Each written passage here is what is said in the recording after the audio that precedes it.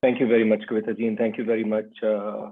Speaking after Lubna ji and all the great artists, they pretty much have covered a lot of the ideas that I think we all share in South Asia as far as art and artists and resistance and asking questions are about. You can hear me, right? I'm just checking. You can hear me, right? Okay. So I just want to move maybe the location a bit, and I think Lubna ji's slide hinted about it.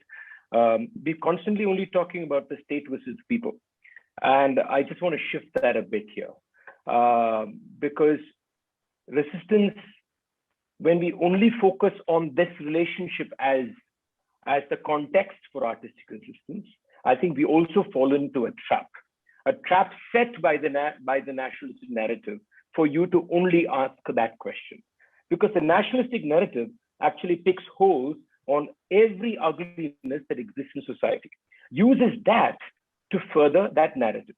And as long as we are only talking about that monstrosity that is obvious in front of our faces, I think we miss the other operations. So I just want to shift the focus a bit, because protest art also can be problematic. I know, I want to put that out also. I mean, Indian nationalism created a lot of great songs, a lot of great art. But that kind of art was also at times problematic. So it's not always true that protest art or protest questioning provides art that we would call democratic, that nurtures equality and nurtures empathy. That is not necessary.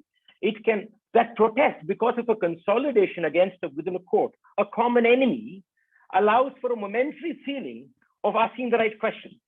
But it doesn't necessarily ask the right questions. If you look at the songs that came out during the Swadeshi movement in India, they are problematic. Their contexts are problematic. But at that point, the evil was the British. And it was convenient for everybody's share in that moment of protest. So I think there needs to be some more nuance in even fighting the state. And I think for that, we have to step back and look at all the other uglinesses that happen within society, whether it's caste, whether it's gender, whether it is ethnic othering. In India, for example, that whole term of the Northeast states, you know, that term itself is an othering term. So I think artists' involvement in every one of these spheres of social divisions, these spheres of intrinsic habits of criminal activity in many cases, is very, very important. And that sometimes is much harder for an artist to do. Unfortunately, unlike some of my previous speakers, I don't feel so excited about the number of artists who participate in asking difficult questions. I think they are far less than there should be. I think there are far less artists asking difficult questions, political or social or cultural. There are very few. It's the same names that we keep seeing again and again. And if you look at who actually asked the difficult questions in India, or probably the other parts of the continent, I don't know much, I'm presuming, it's people who are on the margins, whether it is a minority in genders, minority in caste, minority in religious practice.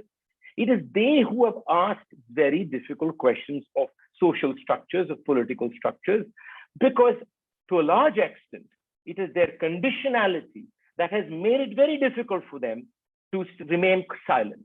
It's the people who are practicing the arts of privilege, the middle class and the upper class, they are the ones who have largely remained silent, aiding and abetting every form of violence in society.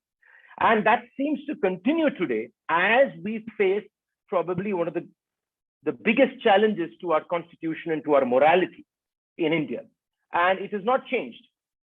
And I think the reason it's not changed is because social questions have not been asked by even these artists who protest against, say, the present regime.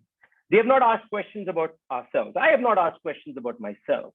I have not asked questions through my art about my own location, my own gender, my own caste, my own blind spots.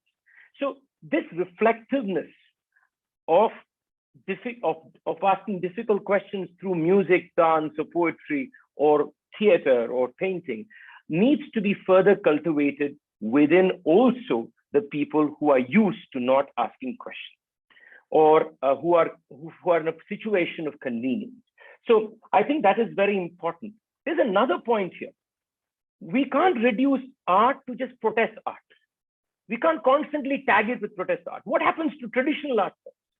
They may not ask the questions that we want to ask in our modern language, in our modern sensibility, in our modern democratic vocabulary.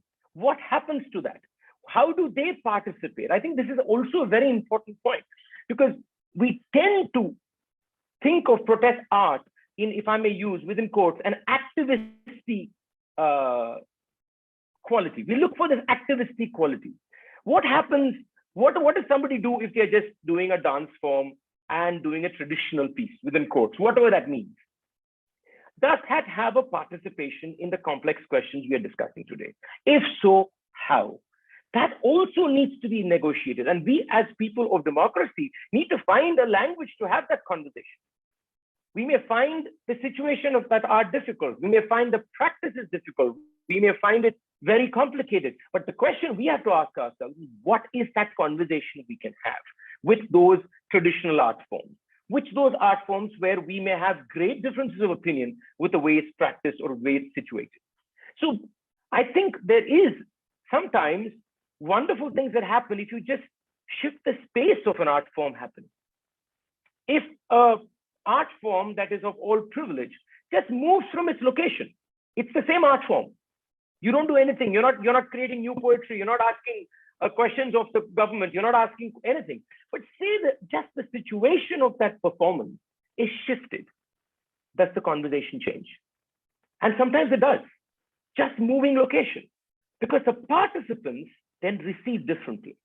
It's the same story, but the story being told and received is different. So I think that is also something we should seriously think about, because otherwise we are also practicing a form of othering.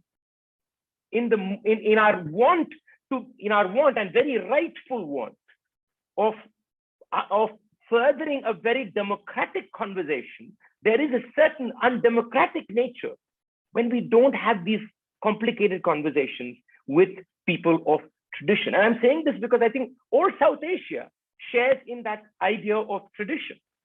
And sometimes we don't know what we are doing. We don't know how to have that conversation. We're very uncomfortable. And we're also uncomfortable because sometimes we also enjoy that. And we find conflict in ourselves. How do I reconcile that conflict? That a practice of a form which is ugly in social practice still gives me immense emotional pleasure. How do I reconcile that conflict? That is also a space we need to go into. I'll conclude by saying that I think a lot of these questions that we are asking of the state have to parallelly be asked. And I'm thinking of the long term and not the immediacy of the situation that we're all facing. Have to be asked of our various circles, of our various social structures in a constant dialogue. For example, as a singer, how do I problematize my own practice? How do I problematize me singing? How do I find myself an ugly artist?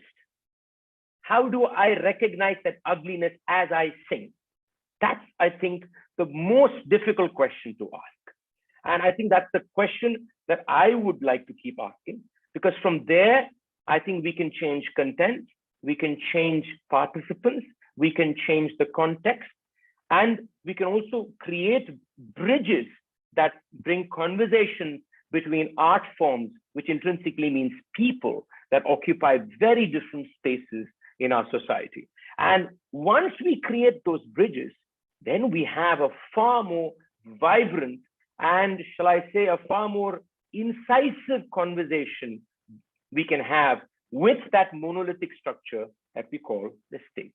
Thank you very much.